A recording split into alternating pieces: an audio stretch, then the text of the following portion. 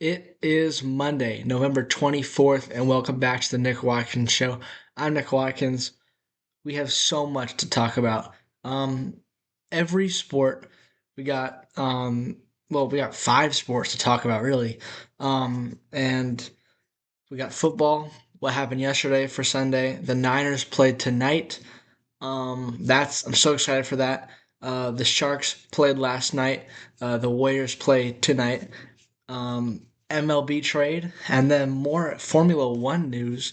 So much to talk about. So let's just dive right in, okay? Let's start with the NFL Sunday recap. There were a lot of great games yesterday. A lot of overtime games. We had three overtime games. Lots of game-winning field goals as well, in regulation and in overtime. So we'll just go down the list game by game, starting with the Seahawks and the Titans. Seahawks bounced back from the Rams' loss, and they are now 8-3. A big game from Jackson Smith and Jigba. He had 171 yards and two touchdowns. Um, the score, 30-24. It's a lot closer, or it wasn't as close as the score um, reflects. Seahawks were up big at halftime, up 20 in the third quarter, and the Titans were able to score some points. A little momentum build going into next week, but Seahawks commanding victory there. One of the big games, maybe the game of the day, going into the game was Colts at Chiefs. The Chiefs trying to avoid a three-game losing streak for the first time in Patrick Mahomes' career. That's a pretty crazy stat. Trying to stay alive in the AFC playoff picture. And the Colts jumped out to the early lead. Two touchdowns in the first two quarters. Then the Chiefs with three field goals in the second quarter. And then the Colts scored two field goals in the third quarter, and the Chiefs scored 11 points in the fourth quarter to tie it, send it to overtime. And then after that, Chiefs in overtime kicked the game-winning field goal after they forced the punt from the Colts. Um, so the Colts were ahead early in this game, but the Chiefs persevered. They came back. The Colts had 255 yards of offense. The Chiefs had 500. They dominated the time of possession. 33 first downs to the Colts 10. Um, the Chiefs were 1 for 6 in the red zone, so they settled for a lot of field goals. The Colts only ran for 74 yards, 181 passing. The Chiefs, meanwhile, had 148 yards and 346 passing yards. So if you're looking at all these, you're like, wow, the Colts got dominated by the Chiefs. How is this game even that close? Because the turnovers, the Chiefs had two turnovers to the Colts, uh, no turnovers. And the Colts managed to score off of those two turnovers. So that was a big part of why this game was so close. And not a good look for the Colts. They have now lost two of their last three, and another overtime game for them. But the Chiefs managed to stay alive, and this should build momentum for them going into the next week, which is a Thanksgiving game against the Cowboys. So that's an interesting matchup there. The Packers and the Vikings. Packers took care of business at home. J.J. McCarthy had two interceptions, only threw for 87 yards. Meanwhile, Jordan Love only threw for 139 yards, but it was enough. The the Packers actually ran for more yards than they threw for, which is pretty crazy. Um, and the Vikings had three turnovers. Minnesota drops to 4-7. Green Bay 7-3-1. Um, do they play on Thanksgiving? I believe they do. They play the Lions on Thanksgiving. Speaking of the Lions, they played the Giants at Ford Field. This was a crazy game. Um, Jameis Winston, you always know he's going to have one of those games where he just goes nuts. 366 yards, two passing touchdowns. He even caught a touchdown, which was such a weird play. I mean, it was the Philly special type play. And then he ended up stiff arming one of the linebackers and a little spin move in, and he scored the receiving touchdown. That was pretty crazy. The Giants had a 521 yards of offense. The Lions had 516 yards of offense. There were a lot of points scored in this game.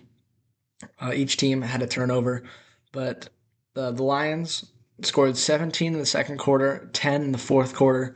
The Giants 10, 10, 0, and 7. And they went to overtime. Jake Bates hit a 59-yard field goal to send the game to overtime. And it was close. It started going this way, and then it went wobbled outside, and then came back in, just snuck in. Um, and the Lions were able to tie it up. And then they got the ball first in overtime. Jahmyr Gibbs 69-yard touchdown run, and then the uh, Giants were unable to score in response. The Lions improved to 7-4, and they played the Packers on Thanksgiving. The Bengals and the Patriots. Patriots looking to win another. How many is this in a row? This is 3, 4, 5, 6, 7, 8, 9 games in a row the Patriots have won, including this one, 26-20, the final. Um, yeah, that's pretty much all that can be said about that one. Patriots survive at Cincinnati. The Bears and the Steelers. This was another good game, one that was close. Aaron Rodgers didn't play in this game, so Mason Rudolph, he was the quarterback for the Steelers. He played all right. The Steelers had a great game rushing the football, but the Bears were very well-rounded in this game. 338 yards of total offense. Two turnovers for each team. TJ Watt passes JJ Watt on the all-time sack list, and the Bears were able to hold on and win this game. The Bears have won 4 in a row. They have won 8 of their last 9. And they are first place in the NFC North. And honestly, I did not have that at the start of the year. I had them last in the division. Here they are in first. Um, that offense is pretty good for Chicago. So it's 31-28 the final there. The Ravens beat the Jets 23-10. We don't have to go into that game. It was not very good. Shedeur Sanders was the first Browns rookie in history to win his first career start. 24-10 Browns over the Raiders. The Browns had 10 sacks on Geno Smith. That's insane. Myles Garrett had 3 sacks in this game. He is quickly, he's closing in on the all-time single season sack record. That's pretty wild. So yeah, Browns win. Another overtime game, the Jaguars and the Cardinals. The Jags are a weird team, man, because they can have a win like 2 weeks ago against the Chargers, where they win by 29 over a very good Chargers team, and then they barely hold on against Arizona. Cam Little, great game kicking, and 27-24 the final in overtime for Jacksonville. The Falcons beat the Saints 24-10. Michael Penix out for the year. Kirk Cousins, he was okay, filling in. Bijan had another great game. And then this was the game that really, shook things up in the NFC. The Eagles jumped out to a 21-0 lead in the second quarter. Cowboys managed to score at right before the half to make it 21-7. And then, I mean, if you're down 21 points, the Eagles are feeling great. They're in Dallas, just trampling them. And then here comes Dallas. They managed to get their way back into the game. Dak threw for 354 yards. George Pickens, 146 yards on 9 catches. CeeDee Lamb had a nice game as well.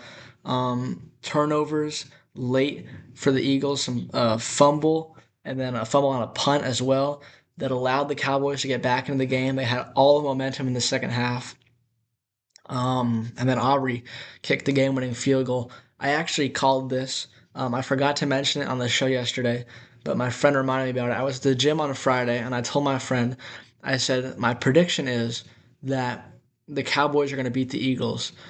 And then, when the Eagles went up 21-0, he texted me like, your prediction doesn't look too good. And I said, yeah, good thing I forgot to mention it on the show. But now it's not a good thing I forgot to mention it because the Cowboys ended up winning and I could have called that. But You guys gotta believe me, okay? You gotta believe me. One thing I did say though was that the Bucks were gonna beat the Rams. That did not happen. 34-7. Baker Mayfield, he left the game with a shoulder injury. This was Sunday Night Football. Um, yeah, the the Rams dominated this game, and the Rams look like the best team in the league right now. You know what that means? It means they're gonna lose. Who do they play next week? Let's just take a look. The Panthers. That could happen. But once you get high on a team, they fall. So Rams are going to lose soon, but they look very good. That offense is just clicking. It is it's a scary offense, and their defense is very good as well. Don't sleep on the Rams defense. So what should we start with? I think let's start with the Cowboys and the Eagles game. This was the big one. Is We'll start with the Dallas side.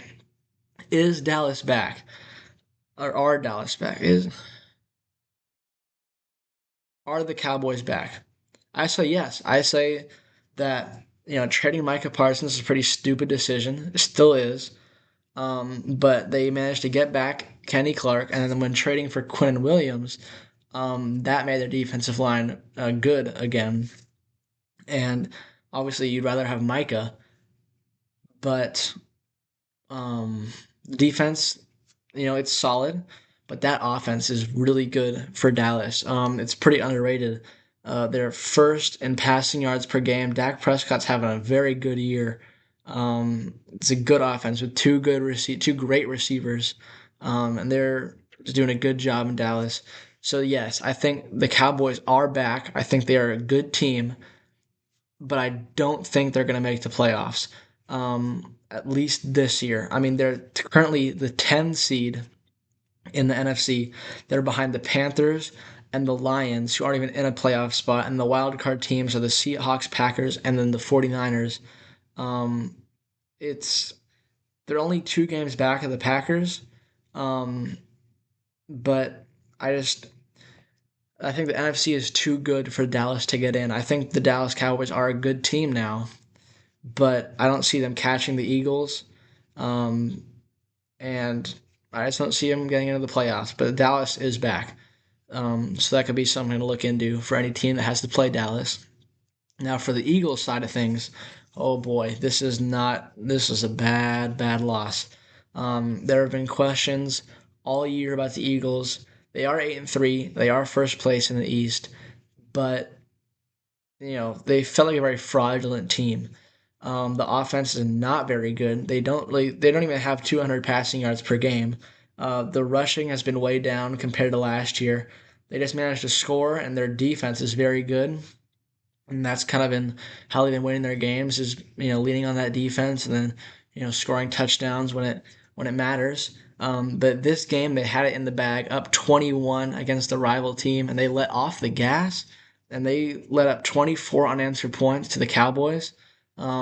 This is not good for the Eagles, and kind of like what I've been talking about is how anytime you start to feel good about a team and think, oh wow, this team's really good, they beat Green Bay and Detroit back-to-back weeks. The defense looks great, and they lose an ugly game to the Cowboys. It was the Eagles' turn to lose this week. Not a good look for Philadelphia, and the questions that have been brought up all season, like what's going on with the Eagles, AJ Brown, the drama with the offense. Those are just going to get multiplied here with this loss. Um, yeah, Eagles. What's going on? The Eagles' next game is on Black Friday against the Bears. That'll be a good test to see what's going on. Um, yeah, very interesting the result there. What are some other interesting games to talk about? The Bears won again. They're first place in the North. Um, you're feeling pretty good about the Bears, right? They're solid on offense and defense. Ben Johnson is doing a great job coaching that team, first year head coach. They will play on Friday, like I said, against the Eagles. And I think that the Eagles are going to win that game because you're starting to get high on the Bears, feeling good about them. They're going to lose. That's just been the trend. That's how things go. The Chiefs is a big win over the Colts. That's the last one we're going to talk about before we move on to some Niner talk. We're already 15 minutes in, pretty much. Uh, Chiefs needed this. They could not go under 500. That would have been disastrous for them. They are currently 3 games back of the Broncos in the West. I don't think they're going to win that. But in terms of the playoffs, they're the 10 seed behind the Texans and the Steelers, who are both 6-5. Chargers, Jags, and Bills, all 7-4. I think the Chiefs can realistically they can make it. Um, of course, they lost the tiebreaker games to the Bills and the Jaguars, who are ahead of them. There are a lot of good. There are 10 good AFC teams here. Only 7 of them can make it. I think whoever wins the North, whoever loses the North, isn't going to make it. That being the Ravens and the Steelers. I don't think there's going to be 2 AFC North teams in the playoffs. The Jaguars, I feel like they're just too inconsistent um, to they only are a game back of the Colts, but just based on how last week went, I'm not too high on the Jaguars right now. I don't know if they're gonna make it. The Texans defense is legit. They've been very good recently. But I don't know if they're gonna make it. I think it's open for the Chiefs. But it'll have to be the 7 seed. This is very interesting though. Both playoff pictures are very interesting. There are a lot of good teams, and some good teams aren't going to make the playoffs, and I don't know which ones those are going to be. So we'll have to just watch that. Anyway, finally we got through that. Let's talk about the 49ers who host the Carolina Panthers on Monday Night Football tonight. This is the big game. Um, Coming off a good win against Arizona. And this is a Panthers team that has done a pretty good job as of late. They're 6-5. They're pretty underrated. Only a game back of the Buccaneers in the division. Um, but we got to win this game. I'm feeling good about how we were playing right now. Not the defense. The defense is very hurt. Bethune isn't even going to be playing today.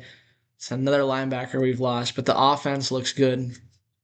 I think it's going to be a pretty high scoring game. Christian McCaffrey, this is his first time playing his former team, the Panthers, since he got traded to the 49ers.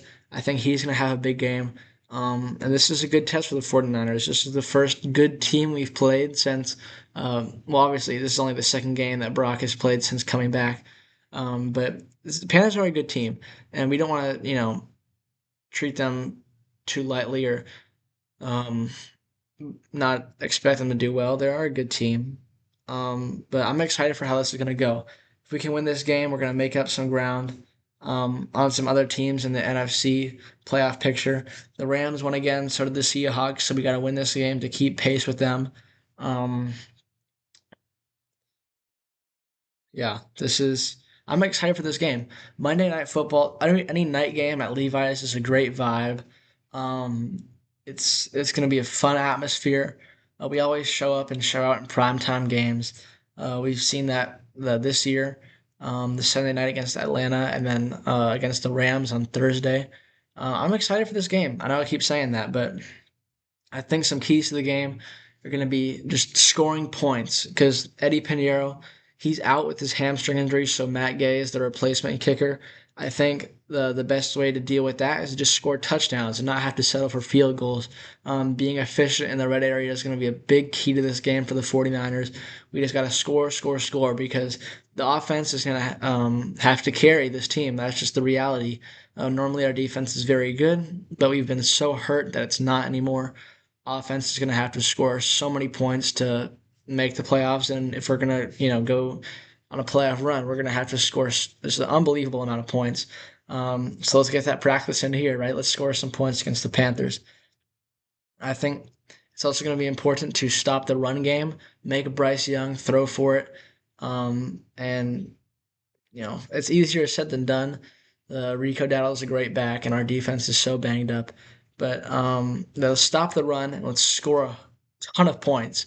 That's going to be the key. Also, pretty obvious, but just don't turn the ball over. Let's keep it clean. Let's do a good job here. Looking for a good, clean, fun, efficient 49ers victory tonight on Monday night. So that's all the football that we have. I guess let's do score prediction. I'll say 35 to 28. So 35 to 28, 49ers win. So that's football. Let's talk baseball now. There was one trade yesterday that was pretty big, a pretty rare straight up 1-for-1 swap. Marcus Simeon traded to the New York Mets for Brandon Nimmo, who goes back to the Texas Rangers. This is a pretty big move. These are both guys who are making a lot of money, and that's a big swap. Very rare you see just straight up one for ones trades in baseball, but we got one last night. Uh, Simeon, he won the Gold Glove last year. He plays a lot of games. He's a very consistent player. The bat has declined. He's kind of an older guy, but the Mets have been emphasizing defense, and this opens it up for them to sign another center fielder. And then on the other side, Nimmo is a very consistent bat. He draws walks. OPS plus has always been above league average, and that's what the Rangers need. So both teams address some needs here. Um, Both beloved players. I mean, Simeon was a big part of the World Series for the Rangers, and Nimmo has been a Met for life. So, very interesting swap. I think it's pretty fair for both teams. Both teams address their needs, so we'll see how that trade plays out in the future. The Sharks played last night against the Bruins, and they won 3-1. We we did get outshot technically 35-31, but at least we got 30 shots up. Sometimes you'll see us with less than 20. Um, so that was good. And then face off was exactly 50-50. So those are the two areas that we got beat badly by Ottawa in, and we addressed that here against Boston and got the dub. It was Mook Madulin with his first goal of the year. Celebrini had a goal and then an assist, and then Colin Graff had an empty netter at the end of the game. Um, Askarov, this guy is he's awesome, okay? 34 saves on 35 shots. He's clutch. He is just I you know he has his sixth 30 save performance of the year, his second in a row. Um, this guy's awesome. I mean, I don't know what else to say about him. He is just he's clutch. He's one of the best goalies in the league, and if he keeps this up, then we can do a lot of good things. Um, of course, it's easier said than done, but a nice win for San Jose. Um, didn't lose too many faceoffs, and we kept pace with the shots from the Bruins. We were also successful in the power play, once, or I think it was once. So that's good. Got to capitalize those opportunities, and then we killed the penalty very well as well. So good win for the Sharks. We don't play again until Wednesday, so nice 2 days off, and then we go to Colorado on Wednesday. The Dubs play tonight, trying to bounce back from this three-game losing streak that we're on. We play Utah at home. Utah's 5-11. Um, I think the key here is don't turn the ball over. If we can get possessions, then we'll have a better chance at scoring a lot of points. We don't want to turn the ball over. We don't want to allow second chance points. That's what really killed us um, against Portland. We've had 2 days off to recover here.